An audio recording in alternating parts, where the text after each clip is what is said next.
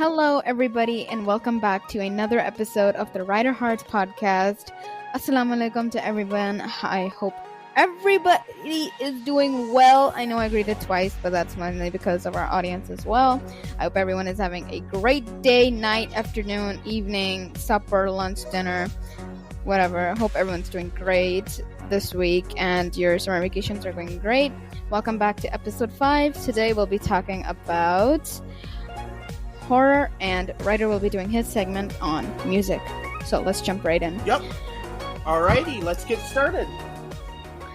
To many people, horror is a genre which is mainly, it's sometimes either good or it's either bad, because obviously people who are disabled should not be around or under the influence of horror or around a certain specific thing that exposes any horror entertainment or anything that says, okay, this is going to cause you to have a seizure, or that's why most movies and games have these warnings and trigger warnings that if you are disabled and if you are epileptic, please do not go near these things in case you have like a seizure and stuff, so that you end up in the hospital or something like that. And we've come a long way since making good horror games and movies. And in my opinion,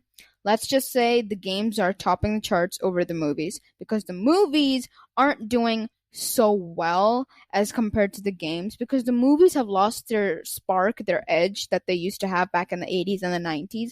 Like, if you consider horror movies now to be scary, they're not scary at all. You just watch them with a mundane deadpan face and you're kind of bored because you don't really have that horror aspect anymore, or that suspense. It's like you know what's going to happen, and there's so many memes over it, like, oh my god, the black dude is going to die first, and oh my god, Oh my goodness. Okay, hey, first off, we are not responsible for any injuries and or bodily reactions to anything we recommend or anything we talk about. Just want to say that.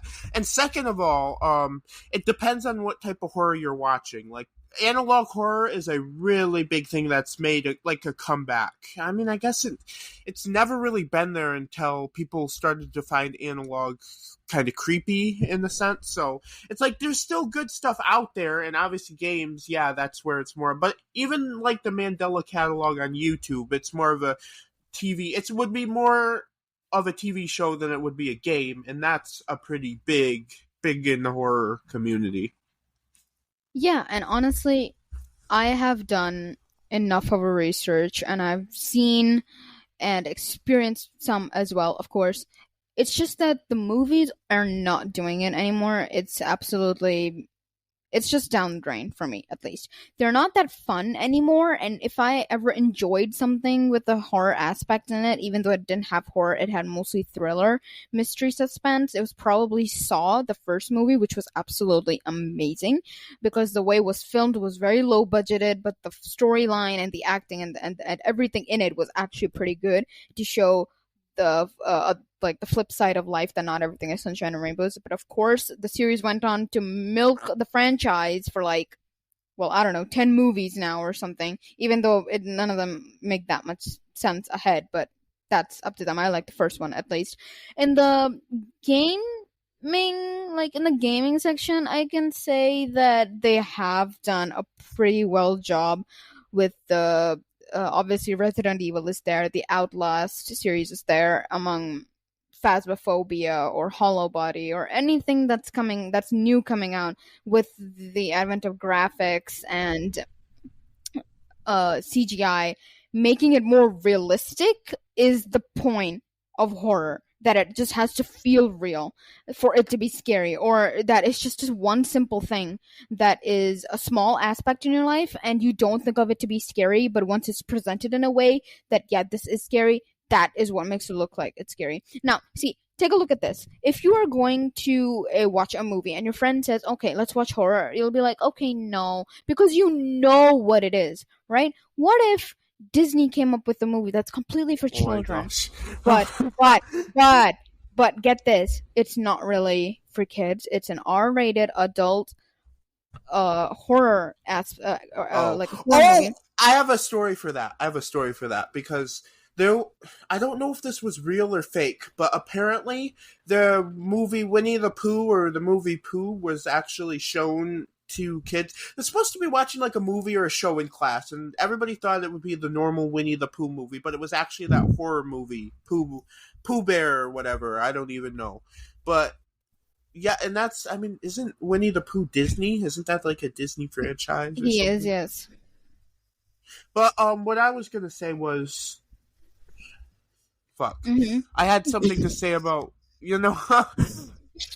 I had something to say about what you were talking about with the movies and stuff. I mean, games. That's what I was talking about. Yes, there's a lot of games. I meant to add like FNAF, Five Nights at Freddy's. That's a good horror one. That's a very old What horror else? one.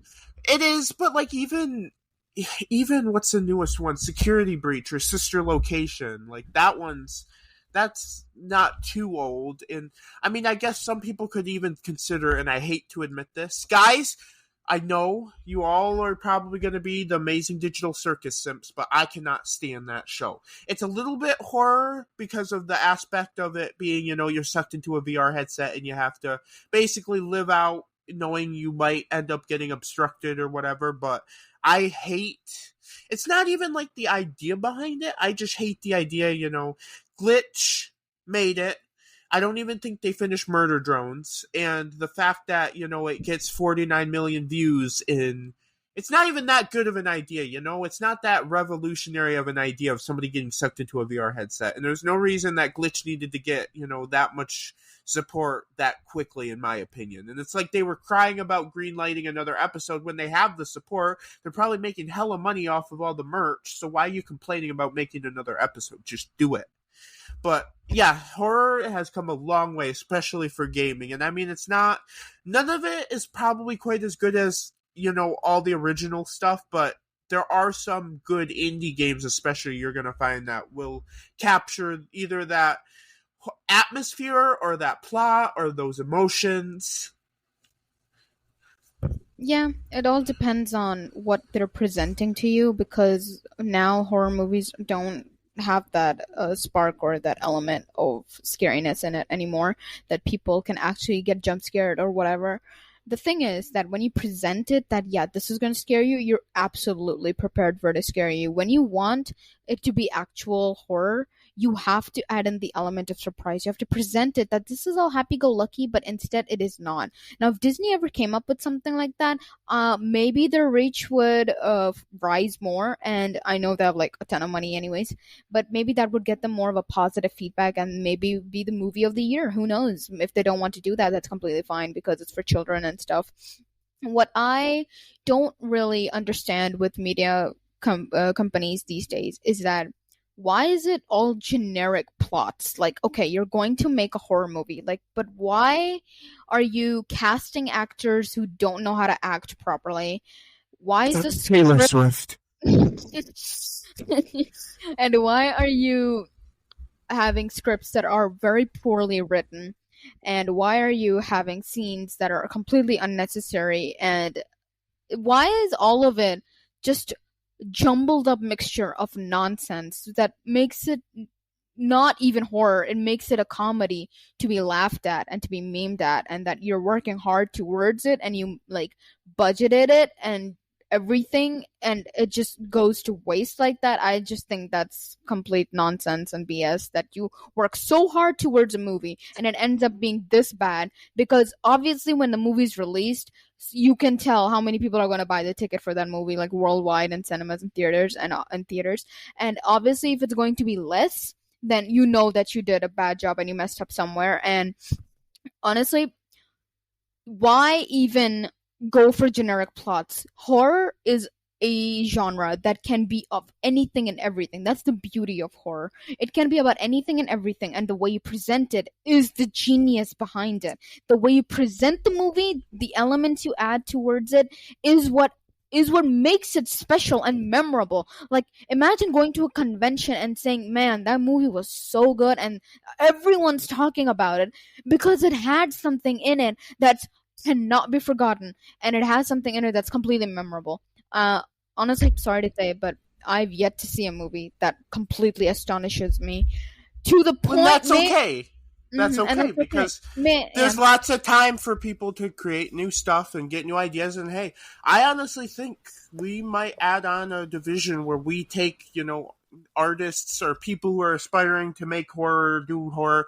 We might just showcase some of their ideas and stuff because it's like there should be a program out there for people who are trying to do it and are trying to make something, and somebody big is showcasing them so that they are getting the recognition they deserve. Because unfortunately, like YouTube, it takes pretty much a miracle for things like the Backrooms to blow up and stuff.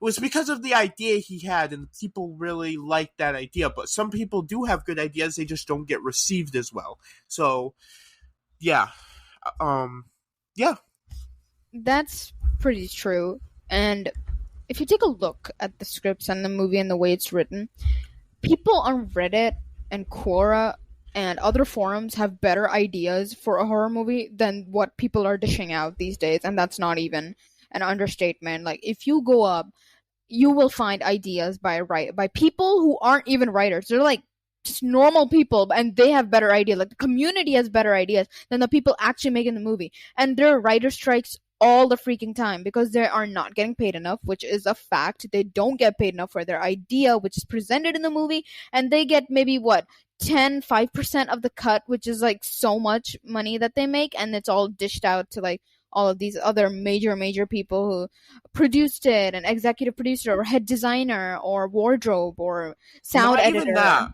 But Mhm. like the unfortunate thing is, and we covered this in our last podcast, is AI is replicating a lot of other people's styles and ideas, so that instantly puts people out of business. And it's the idea that a lot of people like to steal other people's ideas, or they're going to say, Yes. "Hey, if we work with you and produce this for you, it's our property or it's our idea now." So now a lot of actual real creators are being cheated out because big corporations are taking credit or ideas out. Indie people pretty much one person had. Yeah, and small indie people get so judged, or they have their work stolen in such an awful manner that it's really sad to see that these big hotshot companies just take small indie developers' ideas, or even small sure part-time writers or aspiring writers who want their ideas to be on the big screen, and they're just taken like it's nothing. Like honestly, that work is literally like their child that they've taken care of their entire life because they made it from scratch and they want it to be out in the world so that people can see it. But when they're offered by these fishy companies that we're going to take it and make it rich, they actually just steal the idea and actually scratch the idea and just use the title and make something else out of that plot. Be like, okay, this is good. What you had in mind is absolutely trash. We're not going to talk about that. That's what I hate the most with people these days, is that the horror genre is taken as a joke now when really it wasn't taken as a joke back in the day. It had so much potential, and it still has so much potential, because horror books, the way they're written, is meant to scare you, and they do scare you. Okay, that's an element in it that's meant to scare you, and they do. Okay, movies, they do not scare you because it's the same plot, just different casts and useless writing. And to me, it is not scary at all. Like I've seen so many, and the only one maybe I can say that I liked was maybe the movie called The Haunting of Deborah Hill. Maybe I think, or something like that. It was called like that, and it's a short 1 hour 30-minute movie. I think it's not that big.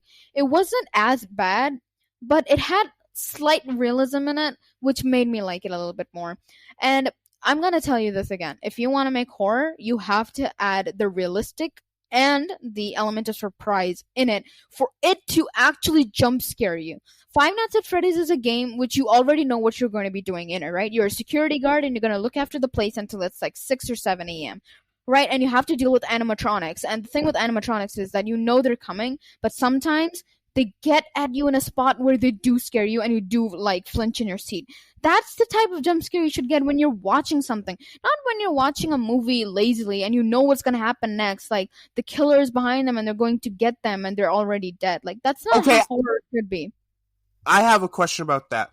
And I think a lot of people will agree. When you're in a movie and you're getting hunted by like a monster or killer, why the fuck do people slowly turn around as if they're I giving the can't. other person the chance to literally 5 minutes to kill them because they're turning around so slowly? That I and don't. it's like, um, Hmm. yeah, yeah, it's like why? And I don't know. I don't really watch horror. I don't care to watch horror. It's like I watch more of the real life horror, things that are actually going on or could happen or events that have occurred. But for me, yeah, horror, there's a lot of room for it to grow. There's a lot of new things that could come out, but I have to say there's only a few really real gems that come out with horror movies at least, or even horror games. Like you got some horror games that are pretty good, but at the same time, a lot of big companies use it's like the same idea with anything. It's like Fortnite and Among Us. There's a lot of games that are already just like that. It's nothing new. And I feel that's what it's like even in the horror community. Yeah, the horror community has grown for like a very long time, and they've been always searching and wanting things that are proper. And I do admit that the Japanese and maybe the Korean or the Chinese people, they do a little well with the horror aspect, but still, since it's in the horror genre, it does show that okay, this is meant to scare you. What I will say is that when it comes to real life horror, obviously that's much more scarier because it's not media or entertainment. It's not just fake makeup and actors. It's a real person experiencing something. And obviously, to each their own beliefs. You can believe in whatever you want. There's no restriction on that, obviously. And some aspiring filmmakers, obviously, if they want to go out and make something horror related, they will either search for it or they'll either have a strong passion for it to the point where they will start making things that they have envisioned for. Now, I remember watching Alex Kister on YouTube. He is a YouTuber and he's not that big, but hopefully he does. He's a very talented person who works really hard on his videos. He made videos about the Mandela effect, and there was also another video I had watched about analog Oh, horror. yep. Curtis, The yeah, Mandela catalog. It's the yeah, Mandela catalog, and it's kind yeah. of the same idea. But Oh, what was I catalog. Okay. going to add? Um, shoot, you just you go on and on. You have a lot to talk about, which is great. But it's like, then I try and say something, and I'm like, what was I gonna say? Something about horror. Um, Yes. I mean, I'm just gonna. We're just gonna go with it, guys. We're just gonna go with it. Horror is great, and it's a really good genre. But yeah, that's all I can think of right now. I was going to say because it's close to the end of the.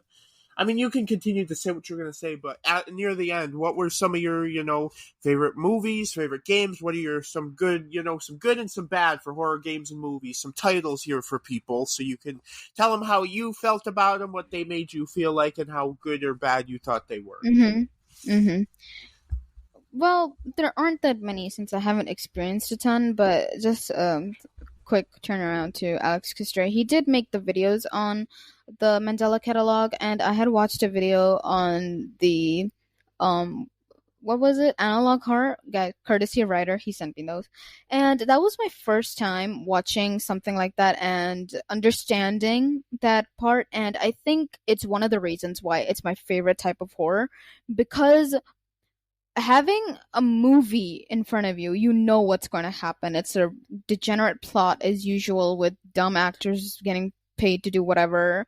But with the Mandela catalog, it's presented in a way where it's not supposed to look scary, but it just gets you in the end. The eerie music, the devices they use, the places they go to, it feels so real that it does scare you and it does make you question reality and your surroundings. Like, this could happen to us as well. The way Alex presents his videos is a very common, natural, casual way that you just relate to it more. And honestly, that's how it should be. Horror should be, as I said, element of surprise, right? And it shouldn't be so obvious that we are trying to I'm sorry. I'm sorry. It's You okay. had the element It's of okay. surprise. Yeah, it's Element of okay. Don't surprise. worry. Yeah, not bad. I didn't flinch in my seat though. Yeah. All right. It should have the element of surprise, and it shouldn't be so obvious that we are trying to scare you. It should just be there, and then the moment you're way too engrossed into the scene, it should just, with the flip of a switch, come in front of you, and you should just be taken aback by it. Like, okay, whoa, what did I just see? That's how horror, in my opinion, should be. As for movies, I haven't really watched. So I have watched some, but not so many to the point where I can pick a favorite because I don't really have one. Because as I said, horror movies don't really entice me. Games, on the other hand, are very nice. I will admit the Resident Evil series, Outlast, obviously. There's so many that are coming out right now. Silent Hill is a movie that was pretty good. I watched it, the first one, where it's about a woman goes to Silent Hill to find her daughter, who, like, she goes missing and stuff. And it is pretty nice for its time. It's a good movie. I'll admit it's not that bad. It had a little bit of the scare element in it, and I did really like that aspect. It's probably old, that's why I sort of liked it, I suppose. And the Silent Hill 2 remake is coming out on October 8th, which is this year. Platforms will be on PS5 and PC. There's Slitterhead coming out on November 8th, Dark Fracture, Hollow Body, Paranormal Tales, Phasmophobia, the casting of Frank Stone, Until Dawn remake, and Zoocosis, and Dark Webmaster. And There are well, Little Nightmares 3 as well, and that's about it yes. Oh, for me in that the one horror was a section. big one that was gonna come out. Yes, I yes. figured I would name a couple of mine. I don't really Go watch ahead. horror, I guess. Obviously, like the Mandela Catalog, the Backrooms, the general horror YouTube series. But for Mm-hmm. gaming, it's gonna have to be. I do like the Five Nights at Freddy's Security Breach. What Remains of Edith Finch is a really good one. I recommend you guys to try. And then Little Nightmares is good. And Those Who Remain is another decent game I've been playing that's horror related. Speaking of a game, I remember back a year or two ago, I played a game that was on sale, and I had bought it because I thought the plot was really interesting. It was this game called The Suicide of Rachel Foster, where a relative has to go up to a hotel that her family owns, and she has to actually look at it for maintenance, maybe, or they are closing down the place. So she's like, can you just go up there and see if there's anything important you want? Like, and you're completely alone in this game, but you do get a few, let's say, a few recordings from other people around the place, but there's no one there but you. It's very eerie, it's very quiet, and you never know. And there jump scares in this? Not as much, maybe just eerie sounds that do get you a little bit. And the thing is, it makes you feel slightly on edge because there's you just don't know what's gonna happen ahead. I do Desertion. recommend. Yeah, That's what yeah, it is. It's the yeah, idea of nobody being around and you yeah, being all alone, and anything that yeah, happens, nobody will hear you. yeah, yeah. And then it's just the element in it, right? The theme that they had for this was pretty good in my opinion. And when I finished it, I actually did really like the plot a lot, and it was one of the few games I had played, and I was like pretty astounded, like, okay, this is actually pretty good. I liked it. And so obviously you don't have to completely like it, but I did like it, and how she figures out the death of Rachel Foster and stuff. If you guys ever want to play it, it's available on Steam for PC and stuff. It's a really good game. So And that's about it. I have to add, Chilla's Art, very good game, played by Jacksepticeye and Markiplier. That is also, I believe, on Itch.io and as well as Steam. So that's a really good one. Chilla's Art, and then there's all sorts of horror games and Mm-hmm. it's not like they exactly have to be like what was it called? Lost something. I played this one game. It was like pretty much a game where you're taking pictures and going through all these different environments and stuff.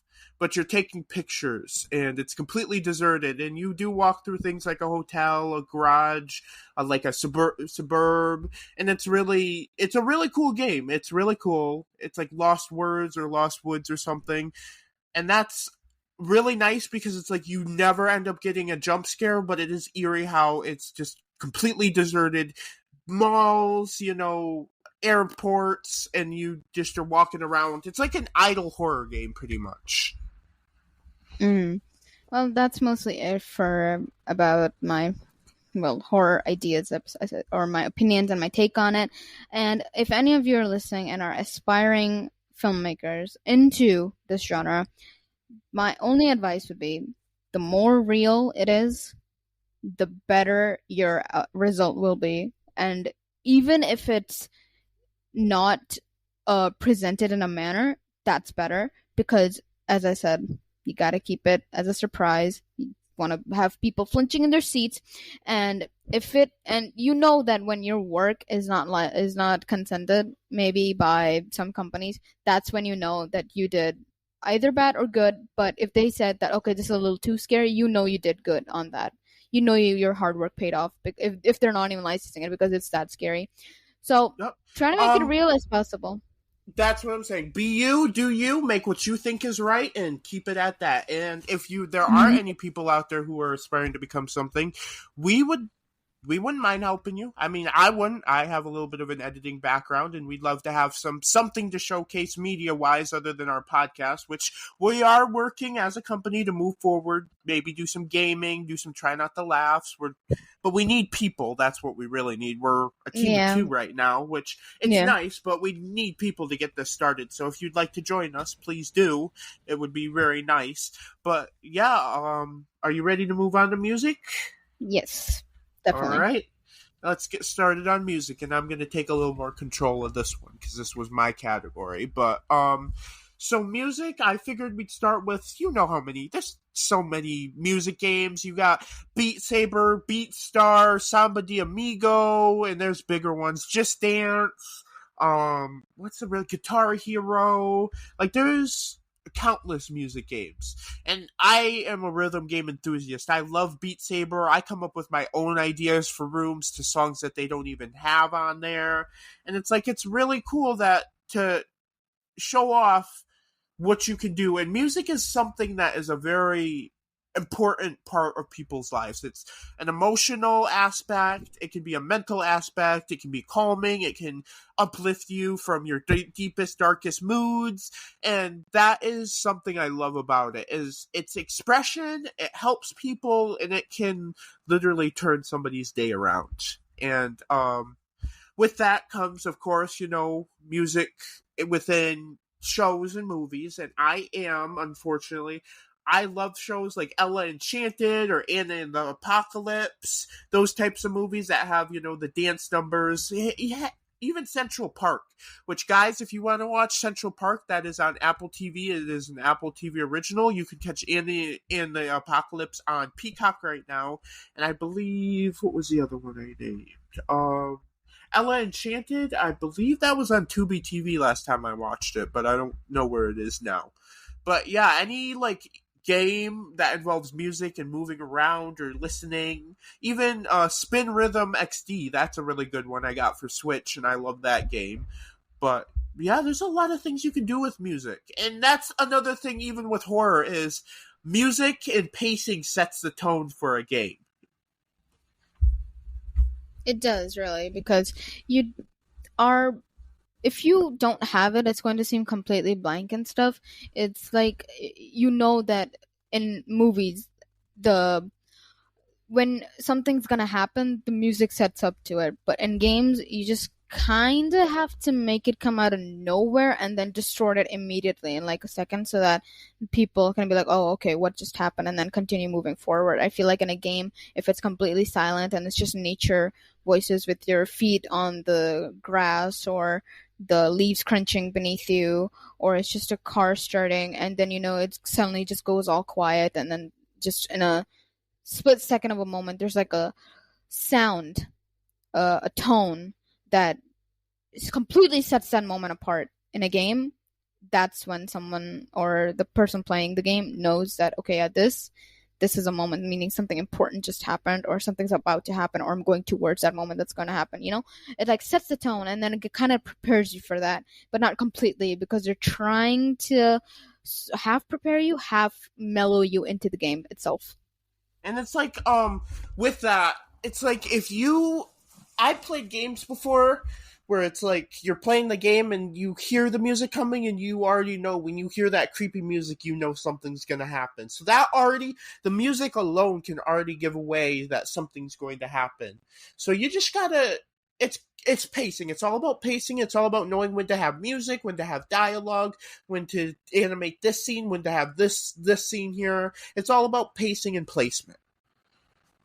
It is, yeah. And if there's not going to be much of that, it's going to seem plain and boring. Like I said, it's really important to note that the type of music you use as well, because in horror games, not it's not always about the slow, edgy like tone they use, right? You can use different sorts of music for that one moment to make it even scarier or even more disturbing than it already was, which sends chills down your spine.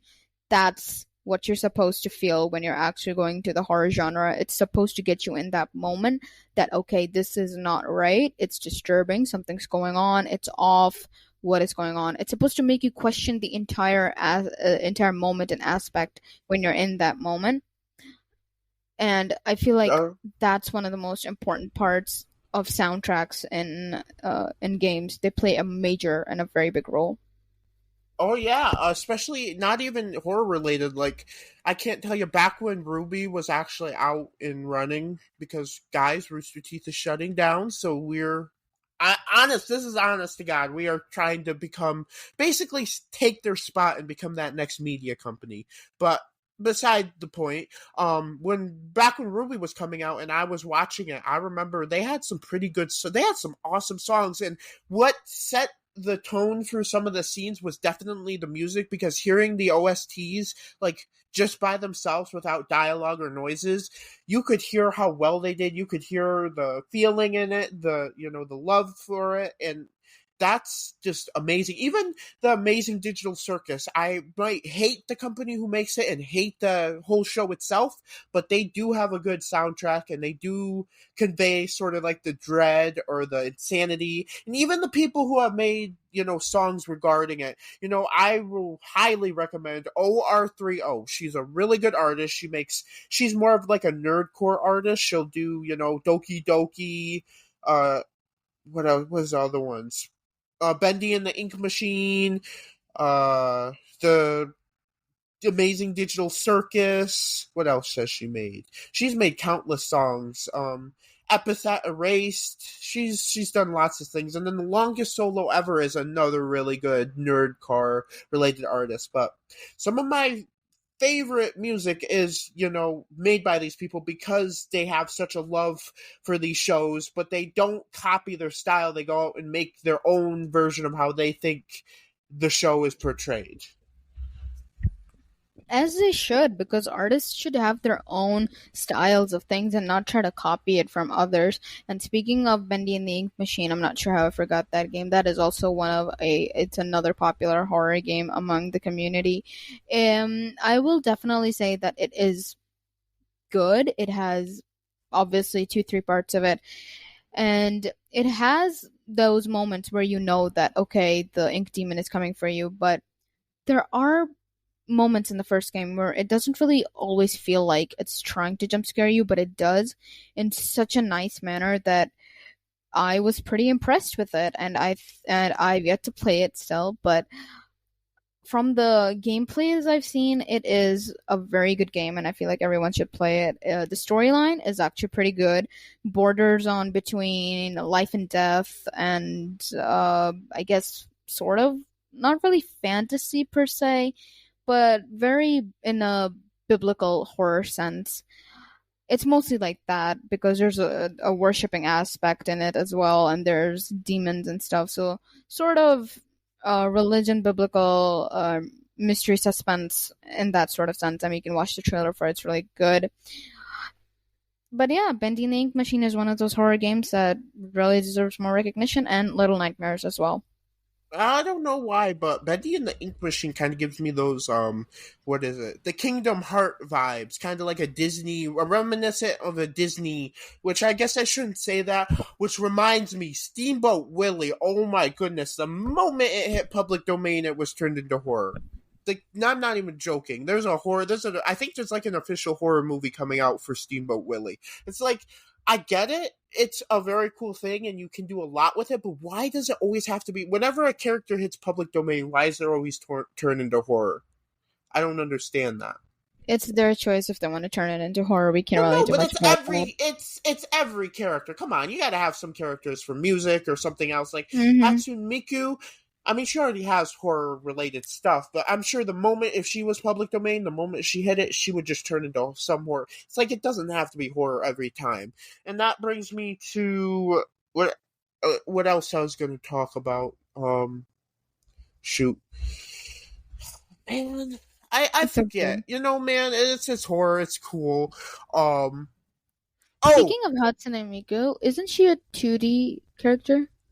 I don't know. I knew there's an animation software called Miku Miku Dance that is supposed to be able to animate in 3D, and I know she's what is she? A Vocaloid. Which honestly, Right. guys, we're trying to make Jenny a Vocaloid, maybe one of these days. But that's also beside the point. That's another idea for another time. But I don't know because she's in so many places. Anna Managuchi did songs with her. She's got games. Hatsune Miku Colorful Stage. I don't know. I feel like she's like Garfield, you know, kind of like one of those personalities online that are very big and very widely used. But I meant to mention the horror game Garden of Bonbon, which I can't quite tell if it's horror or comedy. It is. If you It want is to watch them, it's horror, but it's like a comedic horror. And you can watch both Jacksepticeye and Markiplier play those, which that also brings up the Choo Choo Charles series, which I think was made by the same people. I think they actually, Maybe. I don't know. I just know in the Garden of Bonbon, actually Choo Choo Charles shows up in game. So there's a lot of horror games you can play. There's a lot of horror shows you can watch, and the same goes with music. I'm more like, you know, unfortunately, the flash mob type of fantasial,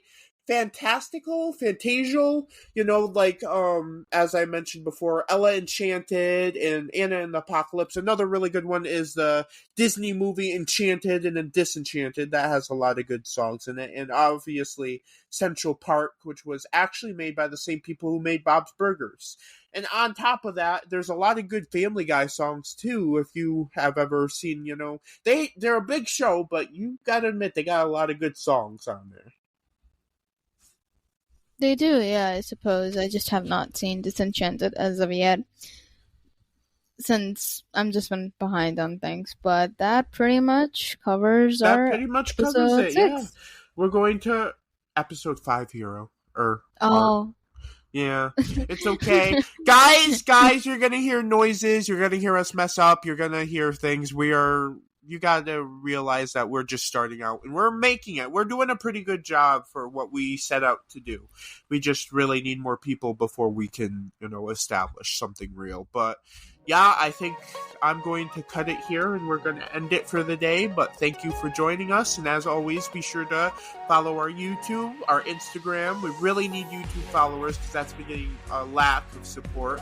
Obviously, the website. And we really, really would like it if you could add me on Discord at Riderheart. That's RIDERHEART, all lowercase. And if you got any ideas, you're aspiring to be something, we want to work with you and possibly make, you know, the next amazing digital circus, perhaps. yeah, maybe. But that's a stretch, but we'll see, hopefully. We'll see. Yeah, we'll see what comes. But that's our plan, is to become the next Rooster Teeth or Smosh. Yeah, hopefully that is the plan, but maybe it'll take a turn. Yeah, you know, you never know with these company things. You know, Rooster Teeth is shutting down. I'm sure they didn't even expect that, but that's what happens when you sell yourself out to big corporations, which is why we do not have any plans. If we do make it, we do not have any plans to sell to anybody higher at the moment. Yes. But aside that, that's it for this episode. Thank you for listening in. As always, I'm your host, Art. And I'm Ryder. And Ryder. Yes. And we'll see you in our next episode. Take care, everyone. We'll see you all next time.